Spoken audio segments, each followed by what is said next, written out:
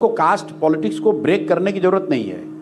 हर दौर में कुछ लोग हैं जो जातियों की राजनीति करते हैं। जाति को समझना और जाति की राजनीति करना दोनों दो बात है। अब जनसुराज के 240 लोग चुनाव लड़ रहे हैं तो आप कह सकते हैं वो भी तो किसी जाति के हैं ही, ऐसा तो जाति उनका इरेज तो हो नहीं सकता है।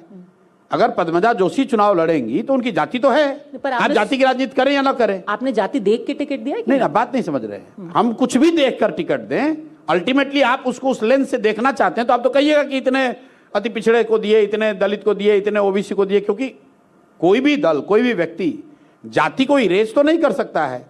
लेकिन कोई बिहार में ये नहीं कह सकता है कि जनसुराज जाति की राजनीति कर रहा है। कोई बिहार में ये नहीं कह सकता है कि जनसुराज में प्रशांत किशोर ब्राह्मणों के नेता हैं, ये तो कोई नहीं कह रहा है। तो उस नजरिए से आप कह सकते हैं कि जाति की राजनीति to that extent we have been able to break. कोई ये नहीं कह रहा है कि जनसुराज में प्रशांत किशोर या जो इसका जो नेतृत्व है वो सवर्ण का है कि ओबीसी का है कि ईबीसी का है। लोग ये कह सकते हैं कि भाई ये टिकेंगे नहीं, बिहार में चुनाव हार जाएंगे, इनको समझ नहीं, वो सब कह सकते हैं। लेकिन ये कोई इल्जाम नहीं लगाएगा कि हम लोग जाति की राजनीति कर रहे हैं।